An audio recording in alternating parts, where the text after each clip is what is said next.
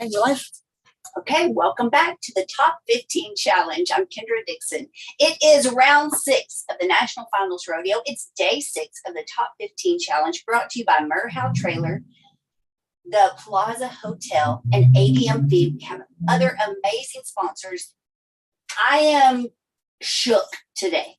Okay, Filipe, you may have to interview yourself because I'm a little bit starstruck right now. Right. I have mad appreciation for you, and I'm just so excited for an opportunity to learn from you today. What we're doing in Top 15 Challenge is we're trying to help people who feel stuck, who feel stalled.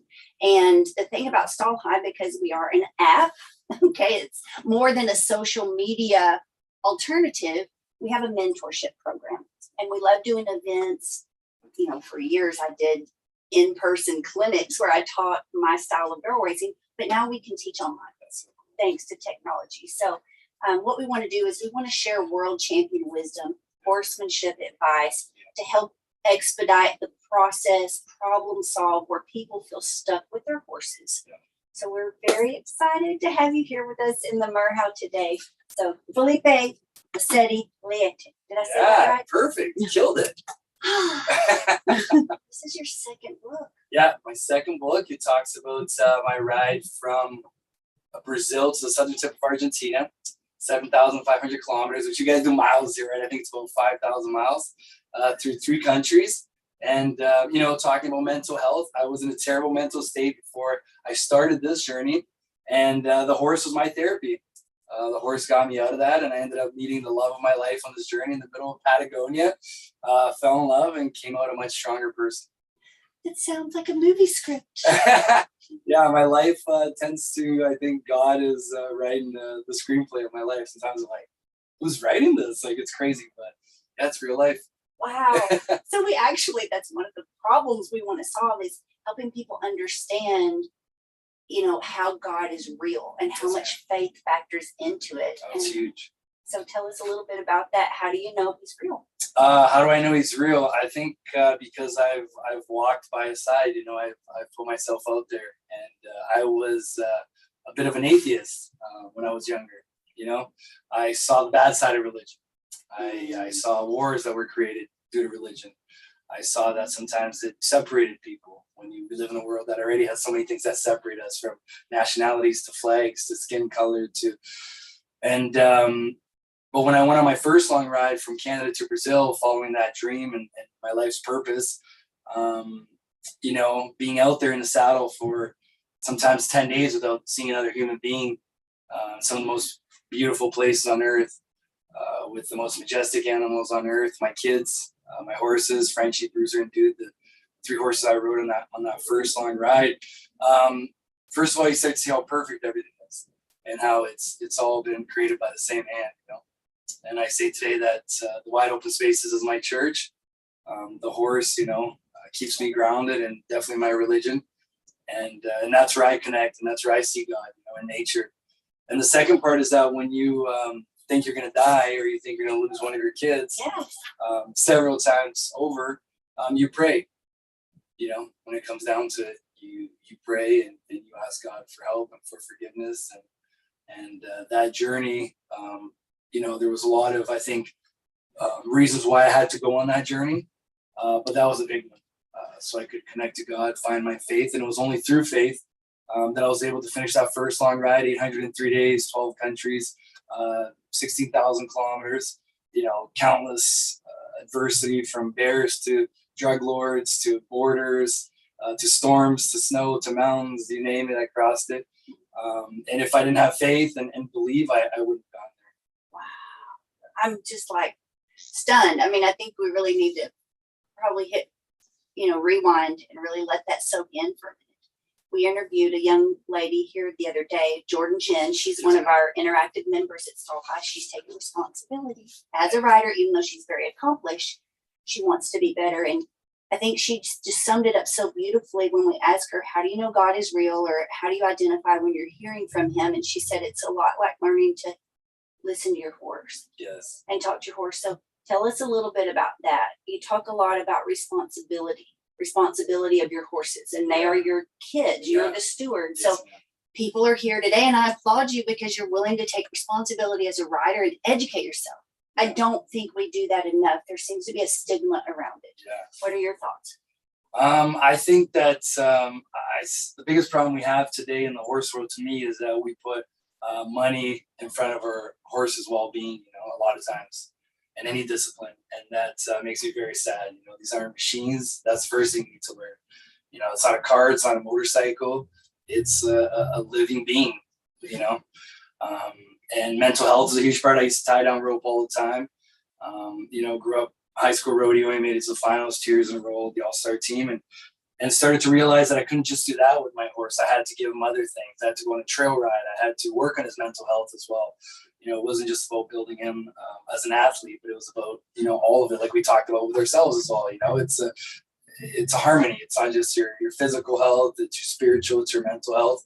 If one of those things is not okay, then it's all not going to be okay. And your horse is the same way, and I think it's about having patience. That's a huge part of it. Can't hit that key enough. I think that every horse has a purpose. Sometimes we try to, make a horse do something that just ain't gonna do, and it's not for that horse. Like I had a rancher give me a horse in Wyoming on that first long ride, and by the time I got to Texas, I realized it wasn't for him.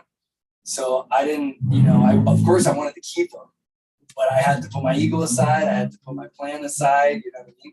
And I had to switch for another horse because I just realized I wasn't giving him any service. I wasn't doing him any service.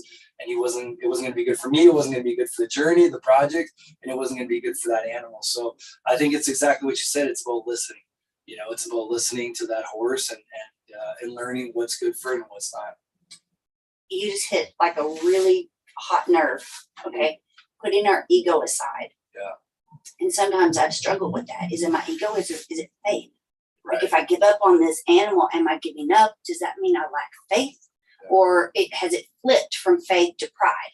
Right. And is it just like a principle thing and I'm pushing too hard? It's a very fine line, right? Yes. Yeah. And having to identify that. And quite frankly, since we built Stall High and now the mentorship program where I'm in communication daily, with a team of expert coaches and mentors that help me make those decisions, it has taken so much pressure and anxiety away. Awesome. To have a team help me,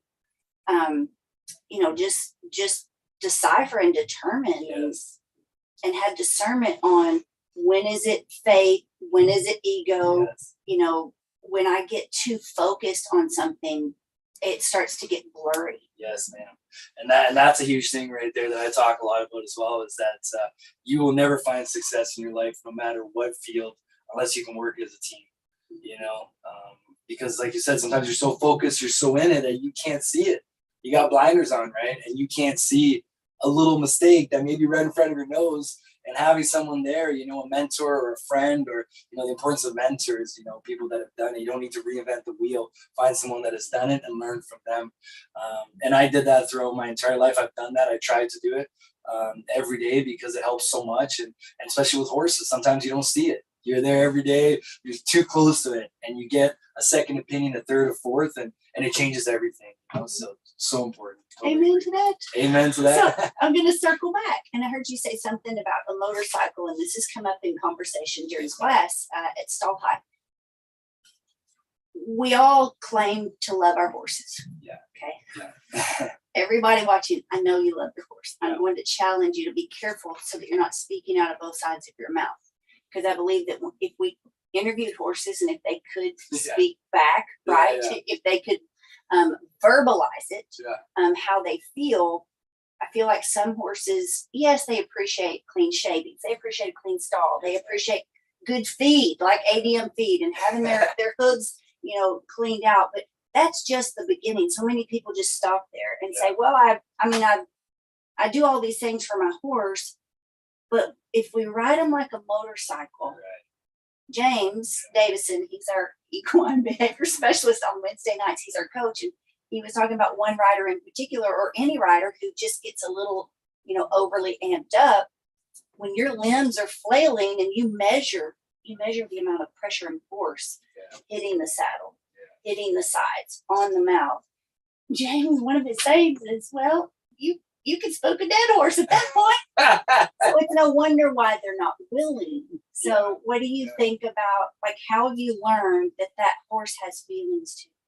Well, I think it's first of all, it's what Buck Brenneman says. It's never the horse's fault. Like he helps, horses with people problem, and that's so true. Like these are the most majestic, noble, intelligent animals on earth, right? Like they change the course of humanity, right? There's an awesome line that the dog may be man's best friend, but the horse helped write history, and it's so true. And they're writing history right here at the NFR. You look at the tie down roping, and you look at the guys on top. Shad and Caleb, and they're the best two horses out there, right? Rampage and Pockets, and that's what's going to get you that gold buckle is your animal. So I think that it's extremely important that you understand that everything you do when you're on the back of that horse is going to influence what that horse does. Every decision you make is going to influence what you're going to get out of that animal and what you're going to get out of that team, right? Because you're a team, and it's just like a marriage or a friendship. It's give and take, and you need to understand. I think maybe the word is education, or just search for understanding. I feel like a lot of people do things without trying to obtain knowledge before they jump into it, and it's not just jumping on the back of a horse and saying, "Yeah." You know what I mean? It's understanding how that horse works, where your body needs to be, where your saddle needs to sit, the saddle that fits it properly, a pad that fits that horse properly. So I think, education and searching for that is really important. And a lot of people don't do it. That's right. Well, and there's so much left to learn. And that's what we're really always. We're really excited about being able to bring this new movement. We want to change history for horsemanship. We want to put world champion wisdom in people's hands through their device so that you can learn from wherever you're at today. And you don't have to travel to a traditional clinic. Yes. They're great. We do in-person clinics. Of course. But it only scratches the surface. I mean, it only starts the learning process. Yeah, of course. And I mean, today, like you're saying, technology, how much has it changed, right? Back in the day, you'd have to travel like 3,000 miles to go learn something. And the other thing I was talking to someone the other day about as well is that back in the day, horse trainers were very inclusive. They didn't want to share. You know what I mean? In the horse world, if you had a little trick, you didn't want to tell anybody, right? Because you didn't want them to have an edge on you. And that's changed. People's mentality have changed. I think people realize that we're stronger together, and you see people sharing. And it's so easy today. You literally don't have an excuse for not wanting to learn more, because you just open your laptop or your phone, and you can, get amazing programs like this and hundreds and thousands of others all over the world and become a better horseman or woman, for sure. Yes. So it really helped me to learn. Even this week, we interviewed our friend Leanna Ray, and she comes from a background in neuroscience. Wow. So she's helping explain, why I guilted myself, and I didn't just hit a bunch of barrels and like ruin my shins, like just repeatedly banging my knees and my shins against the barrel, but I felt like I was just banging my head against the barn because I didn't understand, and I put so much mental pressure on myself. I totally missed the obvious, that my mental anxiety was just going right to my horse. Yes. And I was devaluing him at every ride. Yes. So I love how you said every single decision matters. Oh, 100%. And these are herd animals, right? We know that that's the way they survive. So if one of those animals changes, whether it's a heartbeat, everyone is ready to see what's happening, because that's how they survived. I mean, there was a problem. So when you're on top of a horse and you're not well mentally, that horse is not going to be well. That horse is not going to perform to its highest level. Never. I actually watched a show. There's a really cool show in Brazil, where I'm from, where they get 4 women that train horses, and they have, I think, a month to get a wild horse, train it, and then they show it, and one of the girls ends up winning the show, whatever horse is better at a better point. And in one of the episodes, they put a device that was measuring the girl's heart rates and the horse's heart rate. Mm-hmm. And it was unbelievable. Everything they talk about was just shown. It was like the girl's heart rate would go up, the horse's heart rate would go up. The girl would calm down, the heart would calm down, the horse's heart would calm down. And that's literally what it is. Like, that's it. Was just because we talk about it all the time. Trainers will speak about the importance of that. But to see it literally to see it right there. The BPMs going up together, the BPMs coming down together. So yeah, they're a mirror of our souls. You need to be in a good place so that animal can be a good place, and as a team, we can perform at the highest level. So we're actually talking to an app, a software company that scores your emotional state. What? So it measures your heart rate so that you can go back by the hour. So if you're performing, you can start to actually see a number. If you get to a 3, there's your sign. Numbers don't lie, right? Don't lie, right? When you get to a 4, that's time you need to reach out to a mentor or a coach. Like you need to change things. But I think we just get so caught up in the gold buckles. We get so caught up in the competition of things that we end up inadvertently treating our horse like a motorcycle. Yes, ma'am. Then as our best friend. Yeah, like we as humans, and I got caught up in the same mistake on my first long ride when I was going from Canada to Brazil. My gold buckle was in my hips, right? This buckle they gave you literally, but figuratively, like it was getting there, right? It was the X at the end of that, and that's all I thought about. It was just I need to get there, and this anxiety and this, and when I got there, I went into a terrible depression. Worst 6 months of my life. It was no good. I had symptoms of PTSD, and that was a huge learning curve for me. That it's in the journey, right? It's the old cliche. It's in the journey. It's not about getting that gold buckle. It's not about winning that trophy. It's not about graduating or getting that job. It's every day. It's every day. It's every day I was out there saddling those horses in Mexico or Guatemala. It was the people I was getting to meet. It was getting to ride those. Let's let that train go by, because I don't think it sounds like a helicopter. Everything you're dropping right now is so solid gold. Even if we have to just pause for a minute. Let this train go by. Let this train go by. Yes. Sounds like a country song. Let this train go by. Lori, Lori, get on it. Get on it. It's gonna get hit. Look at that. That's how it starts.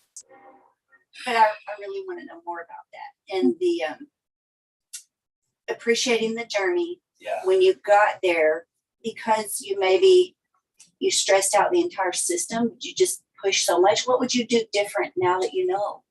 Well, I did it differently. I think on the second and third ride was just literally just enjoy every second, enjoy every day, and realize that it's not about getting to Ushuaia, or it's not about getting to Calgary from Alaska. It's about seeing that mountain and letting your horses graze while you're eating some old peanuts, on the side of the road, and just saying, like, how lucky am I to be here right now? Like, what a learning experience, what a moment. We don't know why we're here, right? We're all here for a very short period of time. That's all we know. It's going to be a beginning, a middle, and an end. And we're very blessed just to wake up every day and be able to breathe and see. And we have to value and live at 110%. We tend to forget that, right? With all these distractions we have in our life. And I think that's what it was. I was just so caught up and I thought it was so important to get there. When I got there, I realized that nothing changed. Filipe didn't change. I didn't grow a third eye or gain some higher power. I was still Filipe, and I was completely broken because I had focused so much on that X at the end of the map. So, and then later, now I value mental health so much. Like I said to you, I watched several documentaries, read several books about it. Phelps has a great documentary where he talks about Olympic athletes going into depression after they win gold or after they get to the Olympics, because you work so hard to get to that point. You push so hard, you train so hard, and when you get there, it's like, now what? A huge vacuum is created in your life. And that is what happened to me ultimately, because I spent my entire life dreaming about this. I spent 2 years planning. I spent 2 years and a half literally going to war to get there. And then I got there and I woke up the next day and I didn't have a plan. I had never thought about what to do next or how I was going to feel or what was to come. So, yeah. Wow. So good. So thank you for being transparent about that. Because some people see the poster. Yeah. The awards, the accolades, the patches, and we think like, that's it. That's who I want to be. And we spend, 14 years, 43 years, 14 months, whatever your personal journey may be, just trying so hard. And then either sometimes it doesn't happen. And we question, like, did I do the right thing? Right. And sometimes it happens. And then what?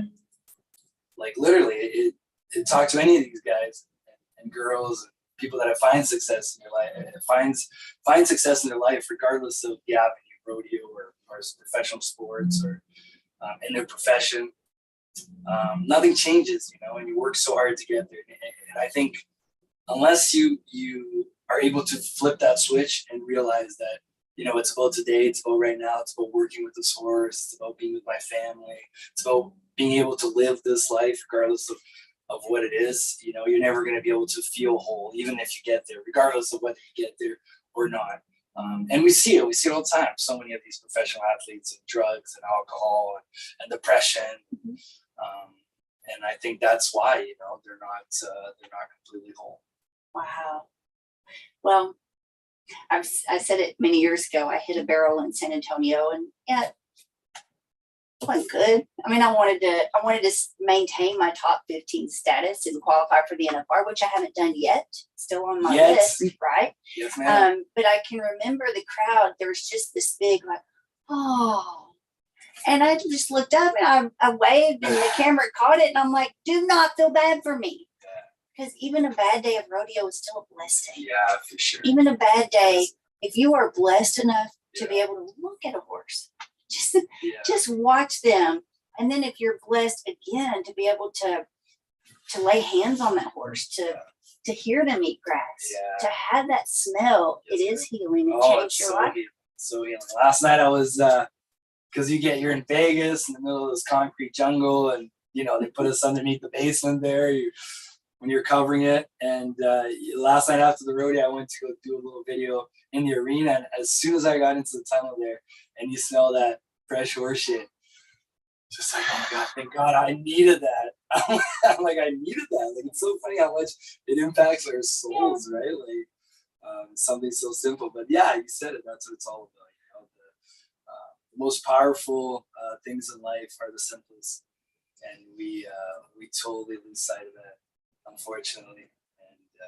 And So if we could just bottle that smell, put it. So that's my dream. Emmy has doTERRA. She's a friend of ours, and she does the oils. Yes. Yeah. So Ashley, we're gonna give you that assignment. We're gonna challenge you. Yes, challenge you. Okay, this is my dream. My dream is to have a cologne. Yeah. That's a mixture of wet grass, okay, honey, and shavings. Because to me, that's horse. Ashley, we challenge you. Challenge. Put that recipe together. Get that recipe. Let's put my logo on it, and let's sell it all over the world. We'll sell it at shopstallhigh.com. Right? Because like when you go up to a horse, like my favorite thing to do is like go under the mane and just stick your nose in your fur and just take a big whiff, and that is a smell to me. Like I've nailed it down. Honey, shavings, and fresh cut grass.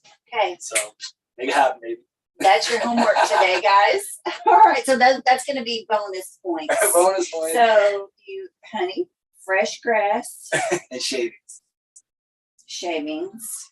Okay, that's your bonus homework. If you're in top 15 challenge, so top 15 challengers, here's your homework today. If you are in the first level, this is your grand prize. This is the saddle sponsored by Tennessee Real Properties. If you don't need a barrel saddle, no problem. The manufacturer of the saddle will allow you to trade in. Nice. So thank you, Stephanie Cross at Tennessee Real Properties. That's awesome. She sells horse properties in Tennessee. So if you want to leave the city and you want an amazing horse property, we're going to hook you up with our friend, Stephanie Cross, and she will help you locate the right place for you within your budget and your horse strengths. So to my top 15 challengers, I want your homework to be, I didn't realize, fill in the blank, until I listened to Filipe today. I didn't realize, fill in the blank, until I heard Filipe talk today. What is it that you just gleaned from him, taking his time to share with you? And then for our next level, if you are in the Cactus VIP Backstage Pass, I'm ready to take responsibility as a rider to a new level, and I will pledge to what? What are you going to do differently in 23? That's our goal. We want to ourselves rodeo anxiety free in 23. That may not even be a thing. That may be so unattainable. Yeah. But if we can do one thing different that makes it better for our horse, that's worth pursuing. Oh, and better for our lives, right? Ultimately, not just our horses, but ourselves as well. So. I've never heard someone say it quite as simply as you. And I'm like, that's exactly what we're trying to do. Like, if you're not mentally well, your horse won't be either. Yeah, exactly. 100%. And if your horse is not mentally well, you're not going to be mentally well, right?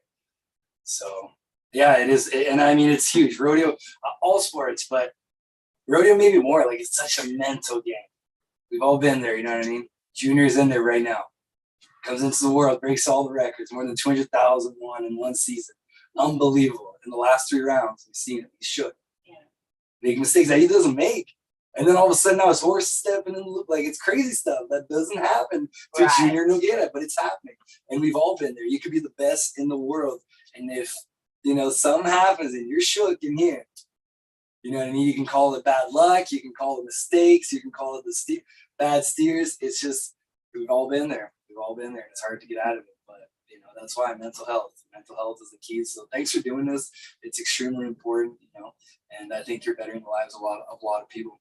Well, you're helping us do that. And thanks for carrying your own flag as well and just educating the world on the value of horses. Yes, ma'am. So what's next for you? Tell us what's coming up next. So we've just released a documentary. It's called The Long Rider, and it's been awesome. A year of film festivals. We've been from Mumbai, India to Hollywood, Brazil, Spain. Won 16 awards, so it's been a huge hit. It's on Amazon Prime in Canada. If you live in Canada, you can just search up The Long Rider. Coming out next year in the U.S. So stay tuned to find out where it's going to be. I have the 3 books: Long Ride Home, Long Ride Stand of the World, and Last Long Ride. The first book's going to become a narrative feature next year. We're going to start filming with actors and actresses. So telling that story, which is going to be awesome. And for me, I just do a lot of motivational speaking. That's what I do today, which is pretty cool. Get to travel to different places and talk to big firms, businesses, universities, sales teams, kids. I love talking to kids. And a lot about what we talked about here today, finding your purpose, putting fear aside, taking that first step, the power of the horse in the natural world and how good it does for us and mental health and things like that. I'm so proud of you. Thank you so much. I'm proud of you. I'm so thankful for everything you're doing for all of us, guys. I mean, he literally risked everything, mentally, spiritually, financially, physically, everything to carry this message. And we want to help him broadcast it even more. It sounds like you're doing great. You don't really need our help. No, my God. We're gonna support you as much as we can. We're stronger together, like we talked about. So that's what it's all about, is pushing each other and seeing everyone win. When someone else wins, I win. Part of me, it makes me happy, right? Like, you want to push people up, not pull them down, and that's what it's all about, right? Sense of community, and that's what we want to. We absolutely want to facilitate digitally online. Yes, that's just what makes sense in our world today. Laura, do we have any questions coming in? Yeah, I have 2. So from Meadow, she said she feels like she's in a slump. So she's, hearing what you're saying today and saying if she feels like she's in a slump and she knows that she needs to address her own, mental game, mental health, and try to troubleshoot, where does one start? Like, how do you start, or where do you start? So for me, it's all about self-knowledge. I think we're so busy today. We live in a hyper-connected world. As much as the online is amazing and allows us to do this and share a wealth of knowledge, I think it also stops us from having conversations with ourselves. So I would stop everything you're doing, and I would take time to talk to yourself, whether it's going for a walk by yourself, or getting on your horse and getting out on a trail, riding a bicycle, or want to put your head at night on the pillow. And it's going to be a tough conversation. It may take several conversations, but eventually the truth will not be silenced. You know what I mean? And just find out, like, what is bothering you? What's going on in your life right now? Are you happy? If you are, great, awesome. If you're not, then what can you change? Is it going to be scary? It's going to be super scary. It may take some bold moves, but guess what? You talk to someone who's lived 90 years on this earth, and they're going to tell you it's gone by like that. And some people die at the age of 20 and 30. So hold the reins, control your life, and live for yourself, not for anyone else. and try to find happiness, which is so hard. You know, we talk about being anxiety free, rodeo anxiety free. It's extremely hard. Maybe it's not possible, but you can try, right? That's all you can do is you can try. So that's something that really helped me on my journey. It's just, I was out there a lot by myself, and as much as that's left a huge scar in my soul, because solitude is very dangerous and, you know, very hard. It also made me a much stronger person, maybe who I am today, because today I know who Filipe is because I spent so much time. You know, first day you talk to your horse, I never talk to you. Second day you sing, I have the worst voice in the world. Third day you start talking to yourself and finding out, you know, why am I here? What makes me happy? Like, where do I want to be in 10 years, in 5 years? What do I need to change? So yeah, that's what I would do. Profound. Right here, guys. You're going to want to keep this one on replay. I hope you're in top15challenge.com when you take that next step up, when you invest in yourself, a whopping $15. Okay. You will probably never see it this low again because, quite frankly, it takes a lot, just the production to be here. So you have an amazing opportunity right now. Invest in yourself, invest in your horse. $15. You're gonna also get replays, lifetime replays, access. Keep this one on rewind. You're gonna want to save this one and come back and really let it soak in. Filipe, you're changing lives right now. You're liberating so many people from stalls of hardship just because we kind of get in the flurry and the busyness and we don't stop. Yeah. We don't stop long enough to think through. It through. And the other thing is that, you know, through evolution, our brains, our nervous system has kept us safe when we lived in caves, right? So every time, you know, you're like, I'm gonna go explore over there, your brain said, don't go. The bear's gonna eat you. The tiger's gonna eat you. Stay in the cave. There's a fire. There's a cave. You have shelter. Don't leave the cave. And you have to understand that. You have to understand the way your mind works to understand why every time you have that, you know, your gut, whatever you want to call it, your instincts tells you what you should be doing. And that brain says you can't. You're not strong enough. You're going to fail. You're not going to do it. You can't do it. Stay here. You're comfortable. You're in the cave. You know what I mean? In the stall. You're in the stall. You're stuck. You don't belong in the stall. You have to kick that door open. Otherwise, you're never going to find true happiness. You know what I mean? As scary as it's going to be. Like when I told people I was going to ride those horses from Canada to Brazil, I didn't have anything. I didn't have the right horses. I had an old rope horse that I sold. I didn't have horses to go on a long ride. I didn't have the saddle. I was in my last year of school, broke, and people told me I was going to die. They told me it was impossible. They told me I couldn't do it. My own mind told me it was impossible, that I wasn't going to be able to do it. So today I see how much courage you have to take that first step. And that's how I end my documentary, saying that I think is the biggest lesson that horses have taught me. It's the simplest. Take that first step, because when you do, you know, the universe, God takes care of the rest. I'm so excited. This is music to my soul right now. Next question. If you're in the Cactus VIP upgrade, you get to ask questions. You'll be given the Zoom link. Go to top15challenge.com right now. Sign in. Lori, what's our next question? Last one. In what ways does God speak to you? Intuition, audible voice, you know, Do you get signs. visions? Yeah. Is it like play through a role, like some people do? I wish I know. I wish I could be a lot easier, right? Like, I see it. Where you go in the middle of the night? No visions for me. But yeah, intuition's a big one, and signs, like total signs. On my there's all, and you have to be open to. I think we all have signs in our lives. You know what I mean? But like we talked about, you know, a lot of people don't see them. You know, they just don't look to the sides. And I get handed signs all the time. On my second journey, like I went on my long ride because when I was a little kid, my dad used to read me a book about a Swiss school teacher who rode from Argentina to New York in 1925.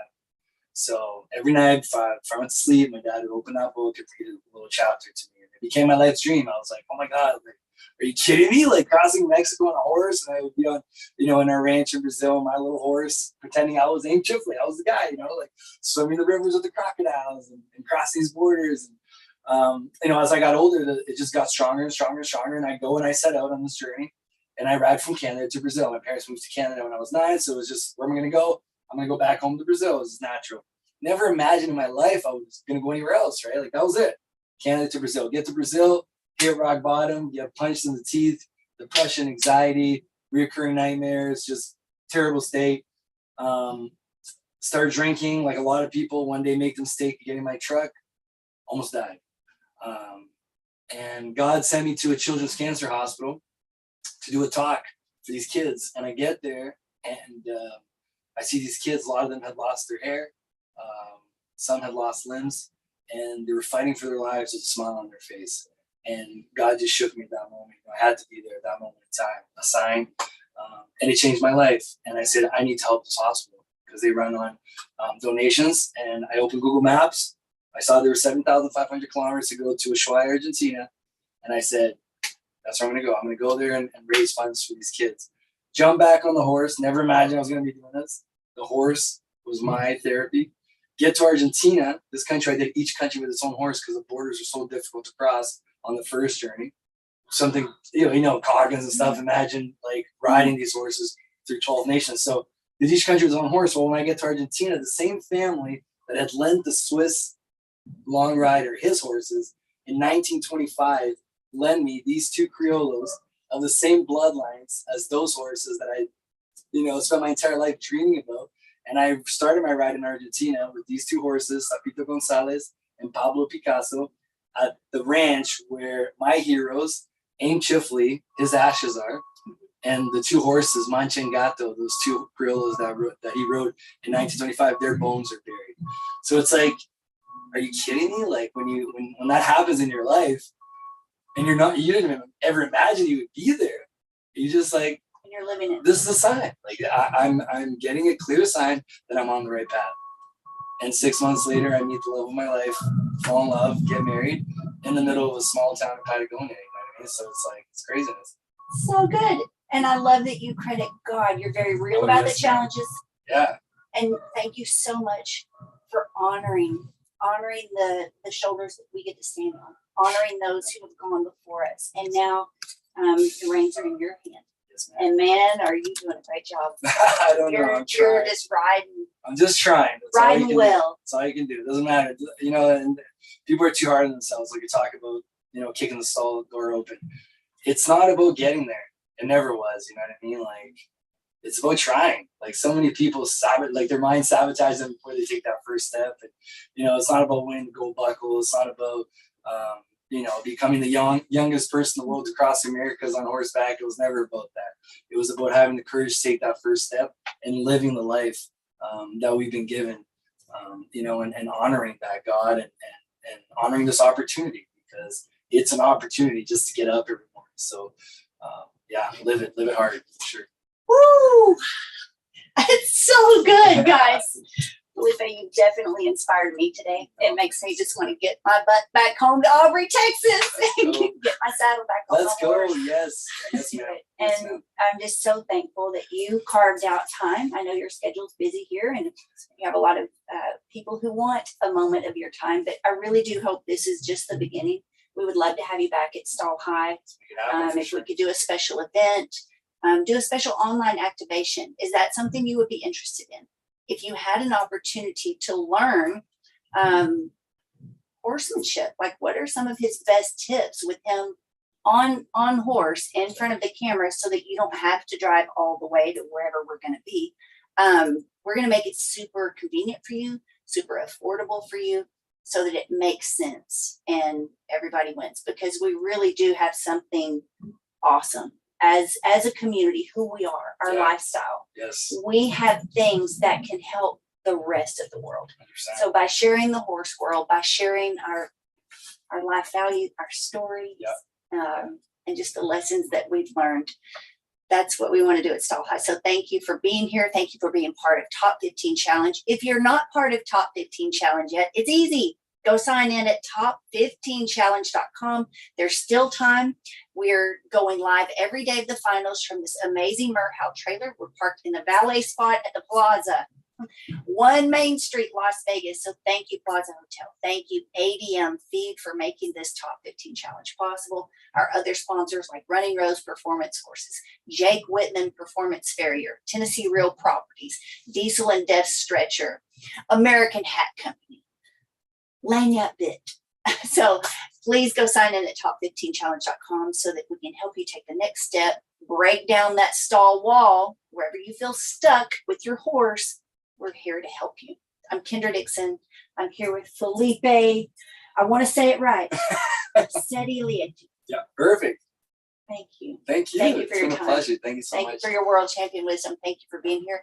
And we'll see you. We're challenging you to rodeo anxiety free in 23. So stay tuned to Stall High.